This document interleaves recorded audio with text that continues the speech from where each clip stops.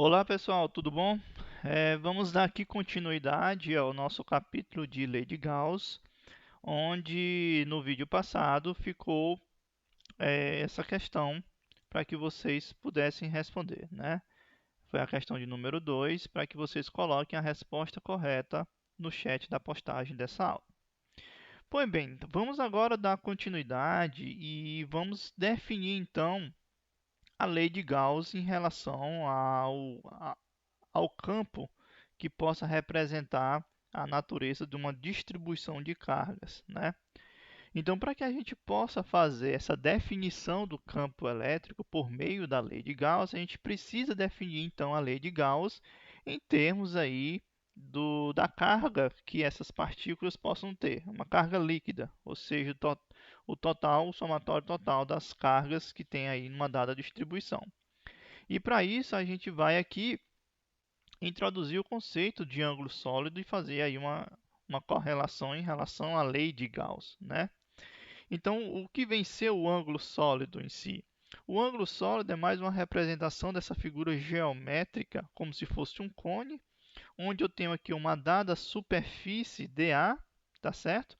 Onde então essa superfície dA, que está aqui meu vetor diferencial de superfície dA, e eu tenho um dado fluxo do campo, do vetor do campo elétrico atravessando essa superfície, eu posso então pegar essa minha superfície dA e fazer uma projeção de tal forma que a minha área projetada seja então perpendicular ou paralela ao meu vetor, nesse caso perpendicular ao meu vetor de campo elétrico, tá certo?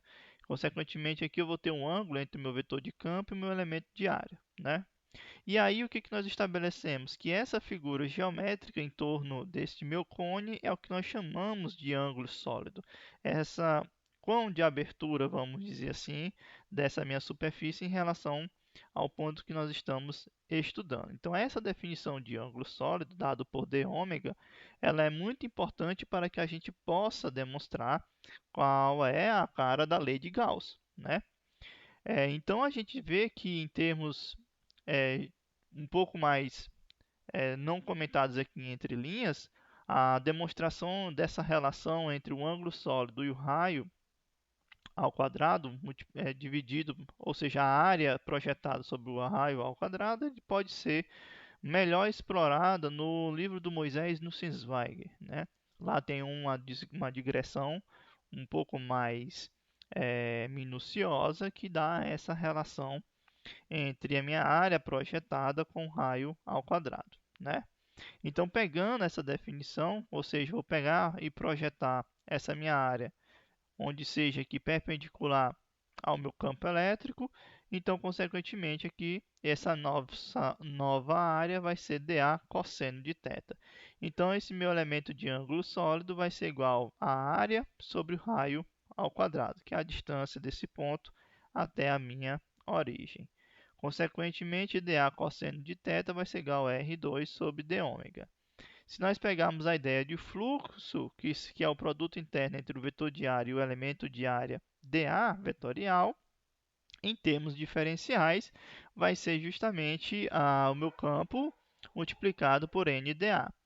Ou seja, como nós temos que aqui o meu campo vai estar agora na mesma direção do meu vetor normal à minha superfície, então vamos ter apenas a intensidade do meu campo multiplicado pelo meu diferencial de área e o cosseno do ângulo formado entre eles. Só que a gente viu que dA cosseno de θ vai ser dado por R ao quadrado de ômega. Substituindo na nossa expressão, eu tenho aqui a variação do meu fluxo, o diferencial do meu fluxo, vai ser campo R ao quadrado de ômega. Então, se nós integrarmos isso em relação a dφ, eu vou ter que meu fluxo vai ser igual à integral de dφ, que vai ser a integral do que nós temos aqui em relação ao que nós encontramos, né? E, consequentemente, a gente pode colocar a natureza do campo elétrico devido a uma carga pontual, que a gente viu pela lei de Coulomb. A gente pode agora usar a lei de Coulomb para definir, que vai ser justamente a carga sobre 4π epsilon 0 r ao quadrado. Os fatores de raio podem ser cancelados e fica apenas a carga dividido por 4π epsilon 0. Nós encontramos na digressão que a integral de uma superfície fechada do meu ângulo sólido ela vai equivaler a 4π, né? Então, consequentemente, esse valor vai cancelar com 4π no meu denominador e a gente vê que o fluxo sobre essa superfície vai ser dado em termos de carga dividido por ε0. Então, consequentemente, a gente pode fazer uma relação de uma integral de campo multiplicado pelo nosso vetor de área diferencial em uma superfície fechada, então vai ser dado igual à carga que vai estar enclausurada ou a carga líquida que vai estar no interior dessa minha superfície, dividido por ε0. Então, a gente chega nesse resultado para a lei de Gauss, né?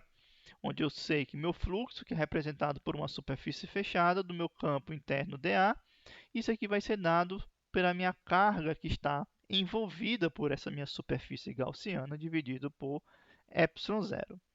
E aí a ideia é muito simples, a gente pode aplicar em qualquer superfície que envolva qualquer distribuição de cargas, né? Se nós pegarmos esse exemplo, se nós formos pegar esse exemplo e formos analisar, eu tenho aqui 4 áreas distintas para serem vistas. Eu tenho que essa, por exemplo, essa primeira superfície, ela está envolvida, vamos, como sempre, considerar aqui um corte transversal, aqui são superfícies fechadas. Eu tenho que nessa minha primeira superfície está envolto de uma carga pontiforme carregada positivamente. Então, pela lei de Gauss, o que nós temos? Que a carga que está enclausurada, ela é positiva. Então, facilmente eu consigo, a partir dessa expressão, calcular o campo elétrico nessa região para essa carga enclausurada, que é uma carga positiva e eu tenho linhas de campo saindo da superfície. Então, aqui eu vou ter um fluxo positivo. Já na minha carga S2, eu vou ter um equivalente para uma carga negativa. Então, nós temos linhas de campo. Então, nós temos um fluxo negativo aqui. Já na minha área, na minha superfície gaussiana S3, eu tenho que a quantidade de linhas que entram na minha superfície é a mesma quantidade de linhas que saem da superfície. Então, o fluxo total de linhas de campo nessa minha superfície 3 vai ser nula. E aí, na minha superfície 4, que vai justamente englobar as duas cargas, o resultado é que o fluxo de campo elétrico vai ser nulo. Por quê? Porque a carga líquida no interior desse minha superfície vai ser igual a zero, uma vez que eu tenho aqui um dipolo, no caso aqui eu tenho uma carga positiva e uma carga negativa, que somando vai ser nulo, né?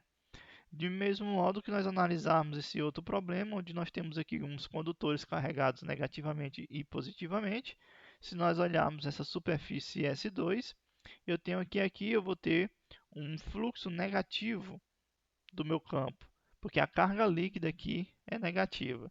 Se eu considerar apenas essa superfície S1, onde eu tenho aqui um metal neutro e aqui um condutor carregado positivamente, aqui eu vou ter um fluxo positivo, porque apenas a carga líquida no interior é positiva.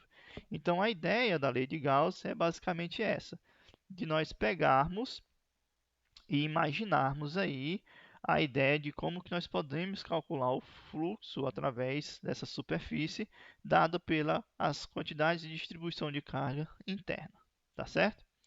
Então, recapitulando e frisando melhor essa nossa ideia, eu tenho que, quando eu defino aqui uma superfície gaussiana fechada, onde nós estamos aqui uma carga no seu exterior, a gente vê que a carga pontiforme fora de uma superfície fechada, a gente vê que as linhas de campos que vão entrar nessa superfície, elas vão sair.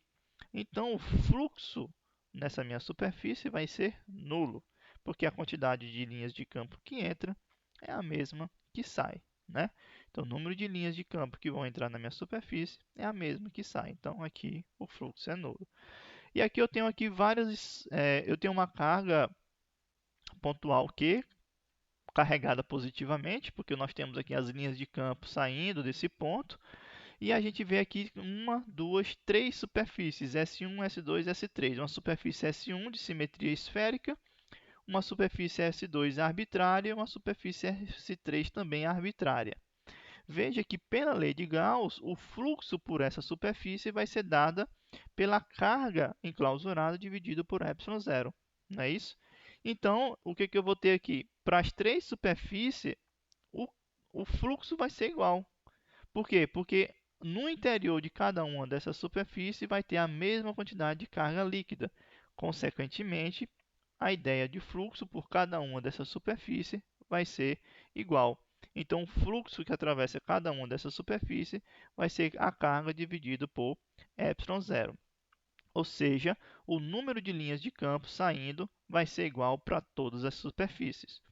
E veja, basta nós olharmos as linhas de campo. Veja que a linha de campo que atravessa a superfície S1 vai atravessar a superfície S2 e também vai atravessar a superfície S3. Então, o fluxo, por qualquer que seja a superfície que vocês possam imaginar, ela vai ser igual, tá bom? Muito bem, então como é que nós podemos então calcular o campo elétrico de uma carga pontual utilizando a ideia da lei de Gauss, né? Então vamos aqui estabelecer a relação entre lei de Gauss e recuperar a expressão do campo elétrico dado pela lei de Coulomb, né? A gente viu como que nós podemos estabelecer o campo a partir da lei de Coulomb para uma carga pontual. Então vamos imaginar aqui uma carga carregada positivamente e vamos estabelecer aqui uma superfície gaussiana fechada de simetria esférica de raio R. Por que nós vamos utilizar uma simetria esférica de raio R?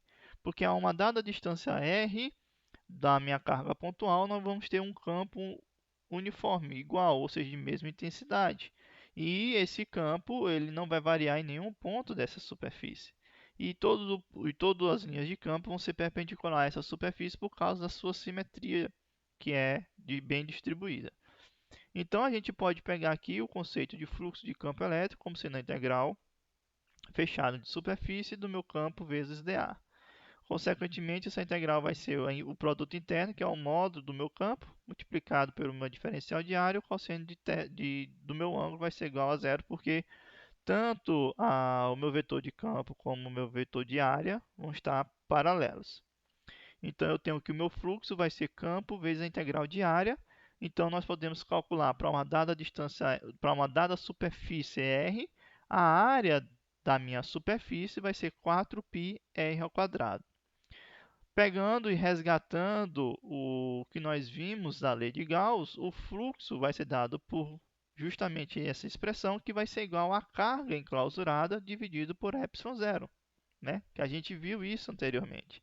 Então, se nós pegarmos esse resultado e nós igualarmos a carga dividido por ε0, a gente tem que o campo elétrico vai ser dado por 1 sobre 4π ε0 multiplicado pela carga dividido por r ao quadrado. E, lógico, na direção do meu vetor R. Então, veja que a gente consegue resgatar a lei de Coulomb a partir da minha lei de Gauss, tá certo? E vice-versa, se nós pegarmos a natureza do nosso campo elétrico dado pela lei de Coulomb e jogarmos na nossa expressão, a gente chega no resultado que nós encontramos anteriormente, que é justamente a carga enclausurada dividida por ε0. Aqui é mais ou menos para nós termos uma ideia de como que nós podemos usar a lei de Gauss para que vocês possam calcular o campo e ir explorando essa questão da simetria. Então, de forma resumida, eu vou ter que a lei de Gauss vai relacionar o campo elétrico nos pontos de uma superfície gaussiana à carga que está contida no seu interior, e independentemente da forma da superfície gaussiana que você possa escolher, a integral do campo por essa superfície fechada vai ser igual à carga total ou a carga líquida dividido por ε0, onde essa carga com esse índice ENV significa dizer que a carga total ou líquida no interior da superfície gaussiana, dA vai estar sempre saindo da superfície gaussiana, que é o meu elemento de área, e o meu vetor de campo elétrico na superfície, tá certo? Então, basicamente, é esse o conceito que nós vamos utilizar para fazer o estudo de campo elétrico para diversos problemas. E aí a gente aborda um tema interessante, que é justamente os condutores. Então, como é que a gente pode então calcular o campo elétrico no interior de um condutor, utilizando o conceito de fluxo e, consequentemente, a lei de Gauss, né? Então, quando nós temos um condutor que está em equilíbrio eletrostático, a gente tem que lembrar lá do campo elétrico que a gente viu que um condutor em equilíbrio eletrostático, o campo elétrico no interior desse condutor tem que ser nulo. Porque se o campo elétrico no interior do condutor não for nulo, isso eu falo em equilíbrio eletrostático, consequentemente você vai ter um campo resultante no seu interior. E se você vai ter um campo resultante no interior, então você vai ter aí um fluxo de carga. Então você tem uma corrente no interior do condutor.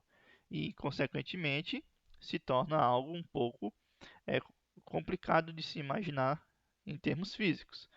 Então, neste caso, o que nós temos? O campo elétrico no interior desse condutor em equilíbrio eletrostático vai ser sempre nulo. E a gente pode mostrar isso em termos da lei de Gauss, né? Porque quando nós temos esse condutor em equilíbrio eletrostático, toda a carga distribuída vai estar na superfície externa desse condutor.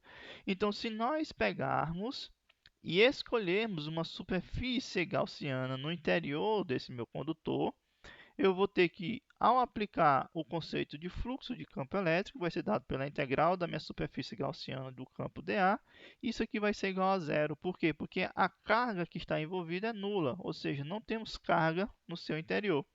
Então, a gente pode utilizar o que nós já aprendemos de campo para mostrar que, de fato, não há cargas no interior do nosso condutor. Então, a gente pode provar tanto de é uma mão de duas vias. Se nós supomos que não há carga, a gente chega no resultado do campo nulo. E se nós consideramos o campo nulo, a gente chega no resultado que a carga no interior é nula. Então, neste caso, todo o excesso de carga vai estar na superfície externa do condutor, tá bom? E se nós pegarmos esse mesmo condutor e tirarmos uma porção dele, ou seja, abrir uma cavidade desse condutor, aplicando novamente a lei de Gauss ao redor desse meu condutor, consequentemente, dessa nossa cavidade, a gente também encontra que o campo elétrico vai ser nulo porque não tem cargas no interior dessa superfície gaussiana. Então, mostrando aí que toda a carga vai estar distribuída na superfície externa desse nosso condutor. Então vamos aqui para um exemplo interessante, né? Como é que nós podemos determinar as cargas induzidas nas superfícies interna e externa numa camada condutora neutra? Então vamos considerar aqui um condutor neutro, onde eu tenho uma carga carregada, uma carga pontiforme carregada negativamente, que vai estar deslocada aqui do centro dessa minha casca esférica, né? O centro aqui é de raio E, então vai estar aqui vai estar localizado R sobre 2. Como é que seria então o campo elétrico em relação a essa distribuição no interior dessa minha casca esférica, né? Então, pegando aqui a minha superfície gaussiana no interior da minha casca esférica, eu vou ter o quê? Que o fluxo de campo elétrico vai ser a integral do campo vezes o elemento de área dA, não é isso? E aí, consequentemente, a gente vai ter o quê? Quando eu tenho uma carga Q no interior dessa nossa casca esférica, automaticamente essa minha partícula vai induzir um campo, devido ao seu campo elétrico, ela vai induzir uma distribuição de cargas na superfície interior dessa minha casca esférica, né? Lógico que a gente pode observar que essa superfície, essa distribuição superficial de carga não é uniforme. Por quê? Porque nós estamos com a carga deslocada do centro da minha casca esférica.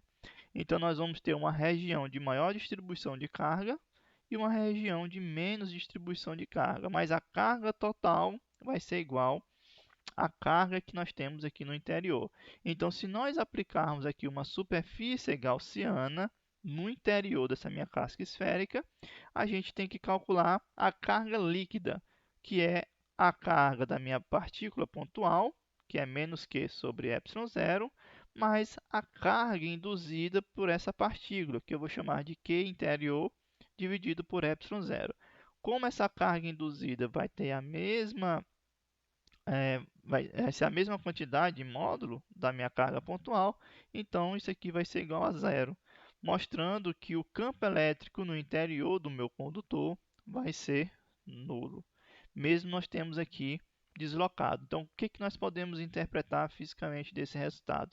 Independente do ponto que você escolha colocar essa carga, o campo elétrico no interior desse meu condutor ele vai ser nulo, tá certo? No entanto, temos uma outra perspectiva para a parte externa, porque como que essa carga ela vai induzir na superfície interna cargas positivas, por equilíbrio, nós temos que as cargas negativas vão ficar na superfície desse meu condutor externo, ou seja, vão ficar na superfície externa deste meu condutor. E, consequentemente, ele vai representar aqui, se nós pegarmos uma gaussiana envolvendo todo mundo, eu vou ter aqui a mesma natureza do campo elétrico devido a uma carga pontiforme, tá certo? Então, nós devemos notar que a distribuição de cargas na superfície interna do meu condutor, ela não vai ser uniforme, mas, em contrapartida, a distribuição da superfície externa, ela vai ser uma distribuição uniforme, tá certo? Então, essa é uma parte interessante para que a gente faça essa análise em relação a essas distribuições. Na parte interna, não vai ter como ter uma distribuição uniforme devido ao deslocamento dessa minha partícula, mas, consequentemente, aqui eu vou ter uma carga distribuída uniformemente na parte externa, tá bom? Muito bem, pois então vamos aqui às aplicações da lei de Gauss, né? Então, como é que a gente pode usar? Quando é que nós podemos usar a lei de Gauss para calcular um certo campo elétrico? A lei de Gauss ela vai ser usada somente no casos em que a simetria é possível ser explorada, né? Se você vai ter uma distribuição de cargas esférica, onde você pode utilizar a simetria esférica, uma simetria planar, uma simetria cilíndrica, a gente pode utilizar essas simetrias para calcular o campo elétrico, né? Então a gente precisa da magnitude do campo sobre essa superfície e que o campo elétrico e o meu vetor de área também estejam na minha mesma direção, tá certo? Mas não necessariamente no mesmo sentido. Então a lei de Gauss ela é muito válida para o cálculo desse campo. No entanto, nem sempre útil, que vai depender da simetria a ser explorada. Então, com base que nós abordamos até agora, eu vou deixar mais uma questão para que vocês possam responder lá no chat, né, da aula. Eu vou ter aqui um condutor esférico que está descarregado, centrado na origem e contém uma cavidade de formato arbitrário. Então, eu vou tirar aqui uma porção desse condutor que está descarregado e vou colocar, vou fazer uma remoção aí de uma cavidade totalmente arbitrária. Em algum ponto no interior da cavidade há uma carga Q. Eu vou deixar aqui uma cargazinha Q no interior dessa minha cavidade. A pergunta é: qual é o campo elétrico fora da esfera?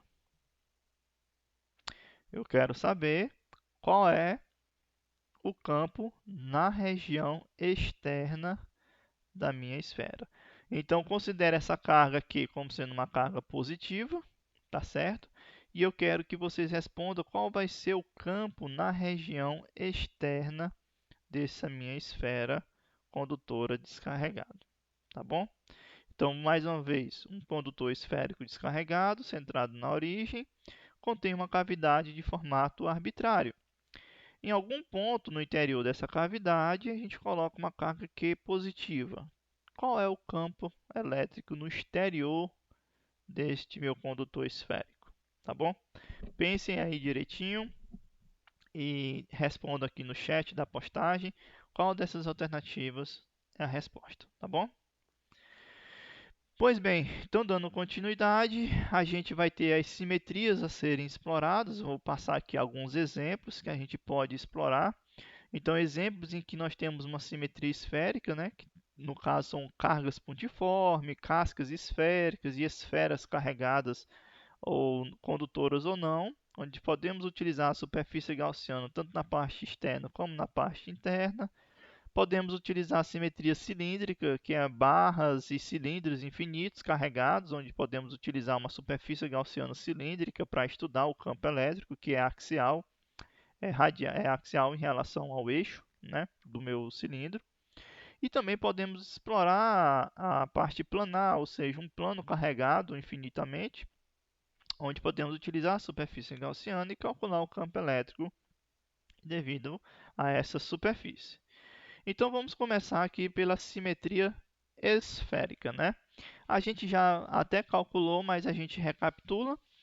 Eu vou calcular, eu quero saber qual é o campo elétrico devido a essa partícula pontiforme, então eu vou pegar aqui minha superfície gaussiana de um dado raio R e vou aplicar a lei de Gauss, que é justamente o fluxo do campo elétrico em relação ao campo vezes dA, que é igual à carga que está no interior dividido por ε0.